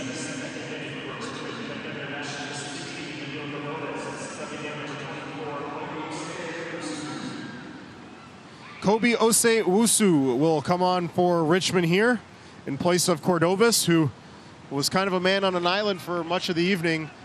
Appeared to be the focal point of the offense. They tried to filter the ball through him, but just was not able to get on the score sheet. Thought his work rate was good. Thought his movement in the box was, albeit he didn't time his runs perfectly, got across that near post. Never really had that one opportunity, Matt, for all that hard work. At times, as you said, he was on an island, a little bit isolated up top. Almost ran himself into the ground a little bit. He's done well. Lars Eckenrode sorry, that was Liam Fraser, but Lars has done that well, just breaking lines, just stepping into gaps of space, trying to commit players. If you're the Richmond coach here, Terry, do you consider maybe subbing off Malin Roberts at this point? You feel like maybe he's gotten lucky to not get that second yellow. He's already sitting on a yellow, and probably a warning on top of that. Maybe playing with fire by keeping him in at this point. I think the former FC Edmonton player's got enough experience where you can trust your player that he's not going to make another tackle like that. I think when you're 1-0 down like this and you're chasing the game, that you want to be making attacking moves. You don't really want to waste a sub on a center half. A defender for defender. Yeah, move, so yeah. I'm probably thinking that I should have stayed in the academy right now. Maybe take that earring out. This is out for a Toronto throw. Just over 15 to play here at BMO Field. Toronto looking for that second goal. Uccello. Now it's out for a throw.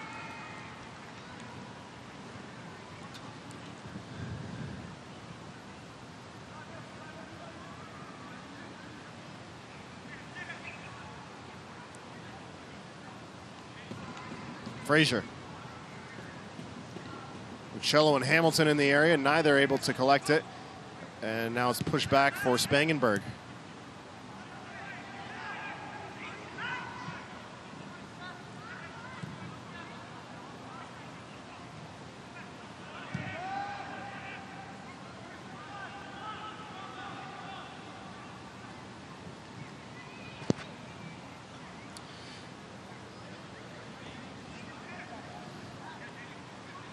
Here's Hamilton. Didn't think the run of Matty Serbo was great there. He tried to run in behind. I thought if he came across the pass of Jordan Hamilton, just a little interchange there might have caused problems for the Kickers' defense. Braden Schroyer, surrounded by red jerseys, but is able to pick out a teammate. This one takes a deflection. Osei-Wusu's in the area, and is played away by Campbell. And out for a Richmond throw.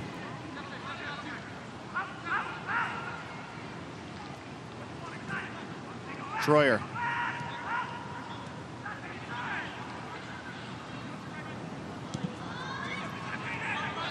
Shanoski.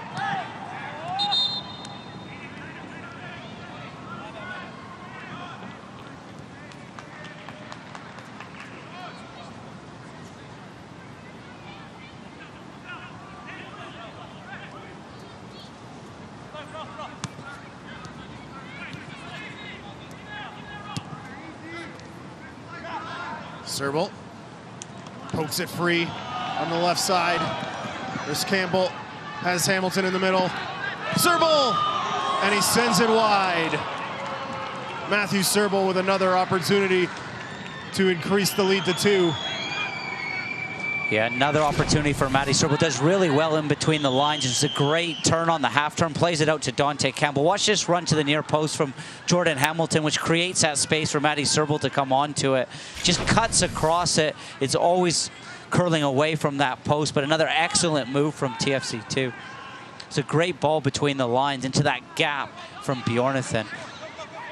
And then it's such a tough skill receiving it under pressure, turning little Cruyff with his left foot, Matty Serbo. Here's now an opportunity for Shriver, and a great play there to keep the ball out of the net. I believe it was Tim Kubel who gets in behind Caleb Patterson-Sewell and saves the goal. Richmond taking the corner quickly. And Toronto will try to counter rapidly, and it's met there by Imura. A great play there from Shriver. He beat Patterson-Sewell, but Tim Kubel back in support. Keeps it 1-0. To the back post. Out of the reach of Gonzalez. Now Gonzalez in the middle, surrounded by red jerseys, still with an opportunity. Schroyer takes a shot that's blocked by Liam Frazier. And now Imura.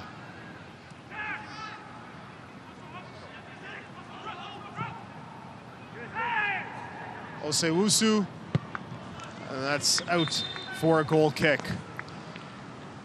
Get an inside look at life on and off the field from a player's perspective every Wednesday evening in the latest edition of From the Pitch on USLsoccer.com. And we're going to see a substitution here. Sean Hundle coming in for the goal scorer, Jordan Hamilton.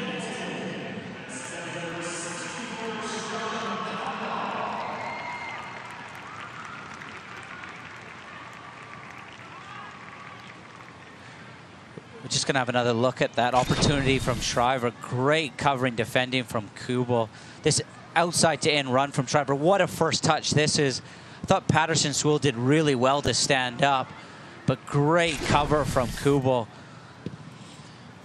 Sorry, go ahead, Terry. I was just going to say, I thought maybe Shriver could have just gone around the outrushing Patterson-Sewell, but It was excellent defending from Kubel to get back in and give him a little bit of cover. It was good play all the way around. It was the best opportunity they have for the Richmond Kickers.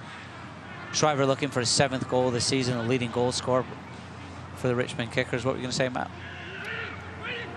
Can't remember now. No, it was excellent. I think the Kickers just caught TFC2 off guard a little bit in transition. It was a great ball. The first touch from Shriver, receiving it at full pelt, like that's not an easy skill.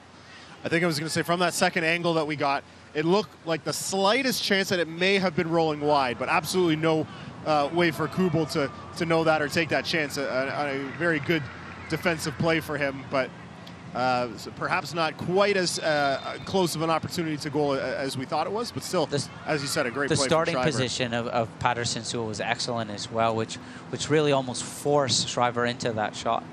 We're going to see another substitution here for Toronto, their 3rd and final of the match. It's going to be Dante Campbell, who appears to be limping a little bit. He's going to be coming off, and it looks like it's Gideon Wadja who is coming on for the Young Reds. Yeah, it's been a big shift in the middle of the park for Dante Campbell. Arguably probably his best performance for TFC2. I thought he broke up play nice, kept it simple, kept the team ticking over. His energy is important. I think he really could be a box-to-box midfielder that gets in and around the pitch. Really helps TFC2 with that high press. Waja has come over from Ghana. Again, a similar type of player to Dante Campbell. Two-way player, can break play up. Maybe has a little bit more on the ball than Campbell, but I'm sure he's been itching to get out there. Free kick here to Richmond. Going to correct myself. The Toronto pronunciation guide says Gideon Wadja, so make sure we get that right moving forward. It's not always easy coming on with 10 minutes to go, your team's winning 1-0. If things don't go well, all of a sudden you're the player that, that you're looked at, really. But I think he's, for a young player, he plays with an old head on his shoulders. He's smart. I think Michael Rabasco would like to hear him talk more a little bit. It's not easy coming over from a new country, becoming integrated within the group, but a real quality footballer that's mobile, and what a great opportunity to ply your trade in the USL and develop as a young player, and I'm sure Michael Rabasco will be good for him. This is his 15th appearance of the season for Toronto FC2.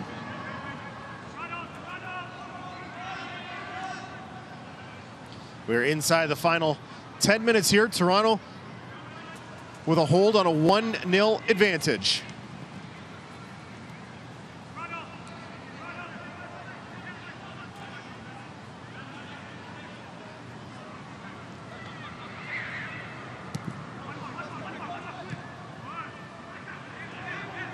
Eckenrode. Wadja with a long ball there for Hundle, as the personnel has changed, but the strategy of attack has remained the same for Toronto. That Wadja to Hundle with a long ball over the top. Yeah, I thought that was a great ball from Wadja. The movement of Uccello and Matty Serbal brought the Richmond Kickers to the left-hand side here and created a little bit of space for Sean Hundle. Thought if his first touch was a little bit better, that might have been an excellent opportunity, but great passing range from Wadja to play that ball in behind. Just picking on Shinosky a little bit.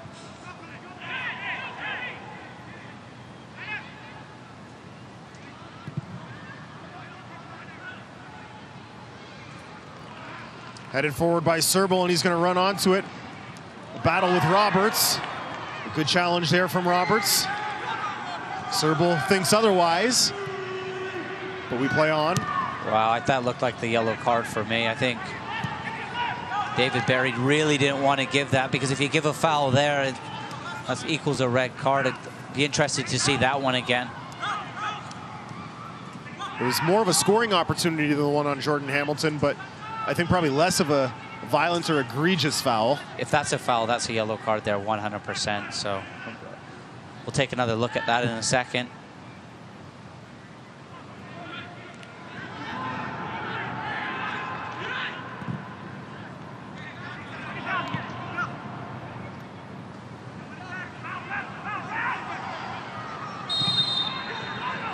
And now a foul to Toronto. And will give the kickers an opportunity here inside midfield. Yeah, Fernando uses his body quite well. Bjornathan's just hacking away at him on the ground.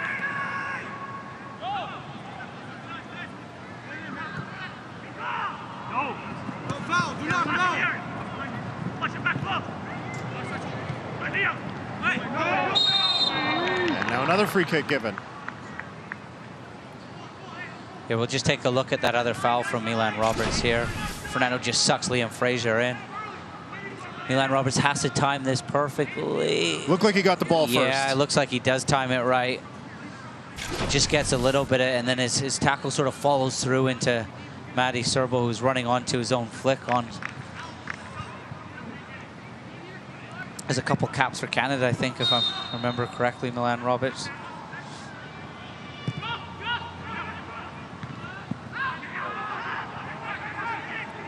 Late on in games like this, you don't want to give away any cheap free kicks. Give the opposition a chance to put that ball into the box. Bring your big center halves forward. Cello nearly able to get that one away, and Serbo is going to go into the book here. David Barry. There's number 4.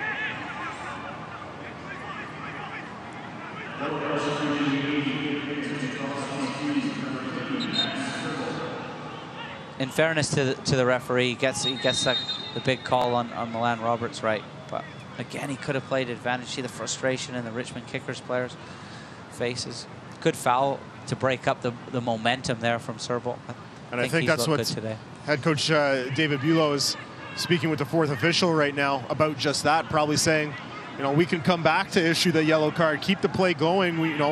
We're short on time here, and that could have led to a scoring opportunity for his club.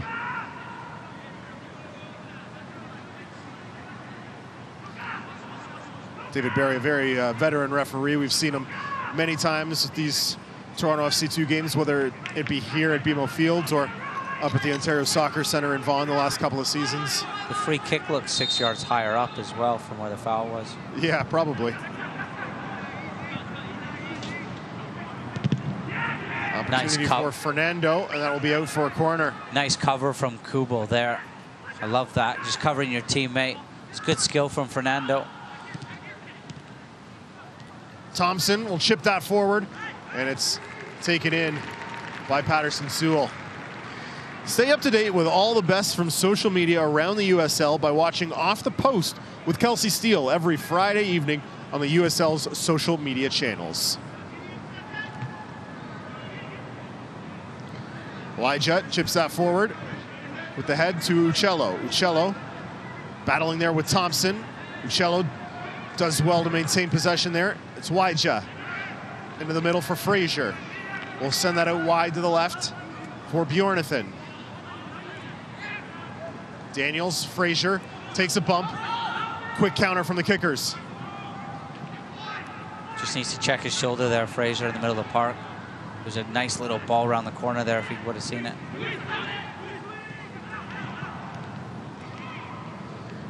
Headed away, Uccello pushes that by one defender. Imura knocks that out off of Serbo, and it will be a Richmond throw.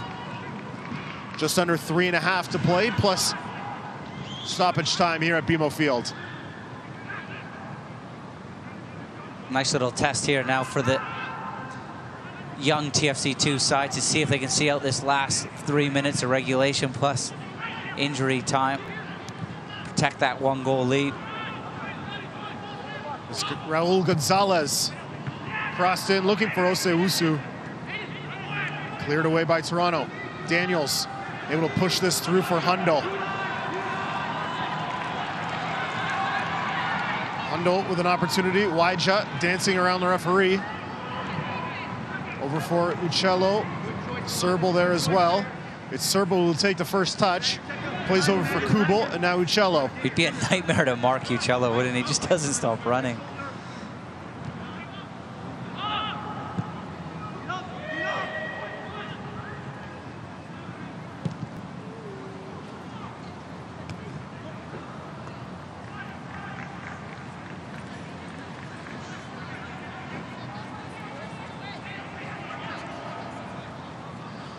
And despite the game flow sort of going in their favor, Richmond have amped up the offensive pressure here the last 20 minutes or so, but I think Toronto's done a good job of keeping it at bay for the most part. Yeah, good point. I think you described it perfectly. I think TFC have surrendered possession a little bit and have sat back in a deeper block and said to Richmond, can you break us down? And Richmond have created a couple of half chances.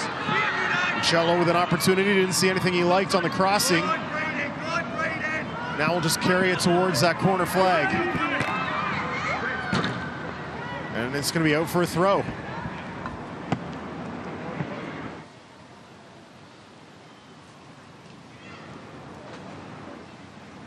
Good play from Uccello. Recognized there probably wasn't a ball in, didn't want to turn over possession. Just eating up some important seconds on the clock.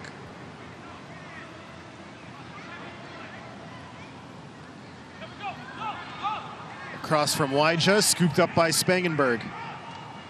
See, that'll frustrate Mike Rabaska and Chris Pozniak, his assistant coach, goalkeeper coach Phil Berger. There's no need to put that ball into the box. You're just now giving the ball to Richmond to set off another attack. Serbal will just push this past midfield and force Richmond to retreat.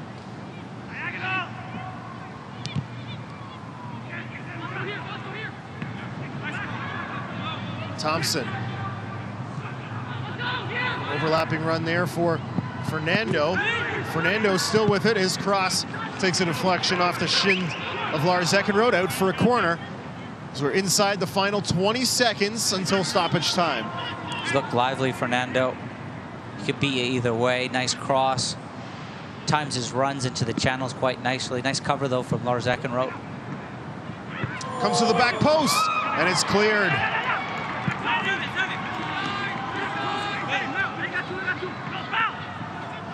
Fourth official indicating 3 minutes of out of time. Anxious moments there. Ball goes to the back post. He just fields it back into the middle. There's 3 at the back post.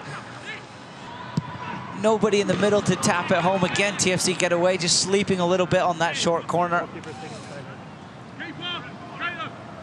And with a goal kick opportunity here, we will definitely see Caleb Patterson-Sewell milking that clock. Here's the ball into the box from Shriver. You see the 3 players just queuing up at the back post. I think as Troyer just feels it back into the middle, but nobody in that 6-yard box to tap it home. Been lots of opportunities tonight, hasn't there, Matt? Yeah, 1-0 scoreline, but we've definitely seen some chances at both ends. I think it's safe to say that Toronto has had more scoring opportunities than Richmond, but they've had their moments here in the second half. But they have not really tested Caleb Patterson-Sewell. The stiffest test, or the best scoring opportunity, probably the one that Shriver chipped by him, and it was Tim Kubel racing back to make the save. Yeah, Shriver, a great run, great take as well. Got him behind the back line of TFC2, and Kubel just covers, gives his goalkeeper a little bit of backup. I wonder whether Shriver had another opportunity like that, whether he might try to take it around the keeper. Fernando had a great chance in the first couple minutes of the game that he put over. Might have been better heading it. But for the most part, I think TFC2 have been comfortable in their shape. I liked how they tried to take the game to Richmond and pressed high in the first half, and have just taken what the game's given them in the second half and sort of played to that 1-0 scoreline. Probably should have gotten that second goal. Now it's going to mean just a little bit of a nervy finish. Yeah, they just had over a minute to go. We talked about, the range between 57th and 60th minute, and then again probably around the 65th minute. And the name Matthew Serbal came up a lot in that time, and he wasn't able to finish a couple of opportunities, and he'll probably be kicking himself after the game, and when they watch the tape again, he'll think about certain things he would have liked to do differently, and could see his name on the score sheet tonight. Yeah, I think overall he's probably been, Liam Fraser's been good.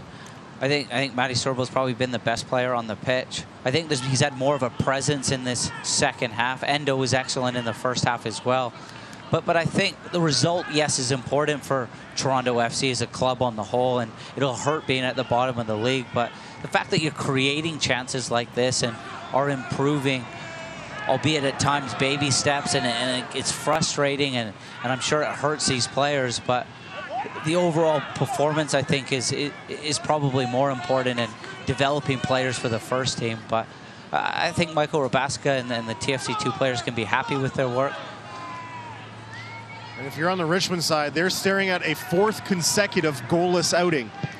3 consecutive 3-0 defeats. And there it is. It will be a 4th consecutive goalless night for the Richmond Kickers. It will be a 2nd victory of the season for Toronto FC2. Their 2nd in the last 3 appearances. And a 1st victory in Toronto for the Young Reds. A well-deserved 1-0 victory on the back of a Jordan Hamilton 48th minute goal, Terry. Yeah, I think this Richmond Kickers team, as we said in the open, we're there for the taking a little bit, and the form of TFC2's been good over the last couple of games, and I think they carried that on. They started the game extremely well, played at a high tempo, pressed high, created opportunities. I thought the goal just after halftime was excellent. Great ball in behind from Liam Fraser, and what a volley that was from the big man up top, Jordan Hamilton. There you see the look at the goal. Jordan Hamilton, his marker, giving Toronto the lead and ultimately the victory. Terry and I will be back to wrap things up right after this.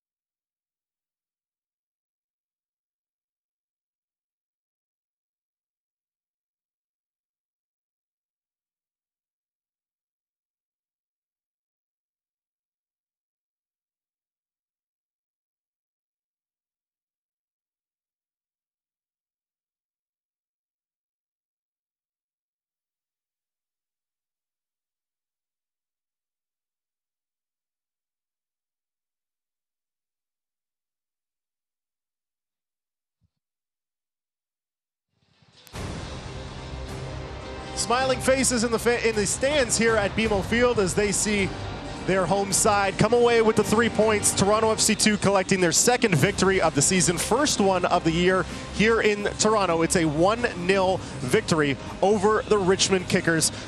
Let's take a look at the full-time highlights. It was an opportunity-filled affair, Terry, as we see a lot of good opportunities for Toronto.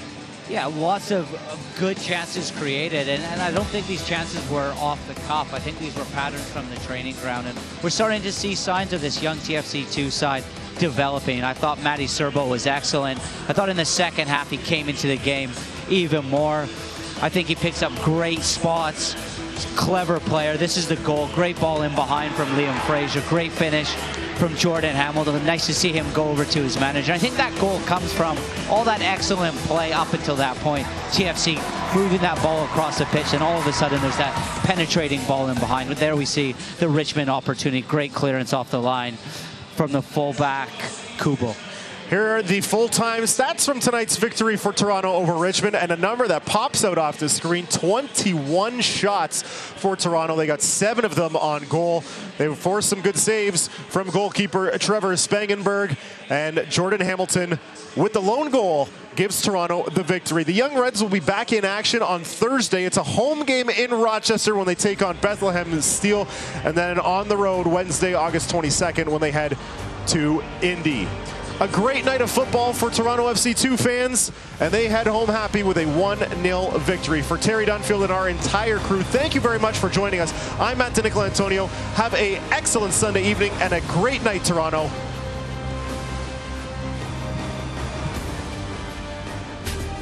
This copyrighted telecast of the United Soccer League may not be retransmitted, rebroadcast, or reproduced without the express written consent of the United Soccer League.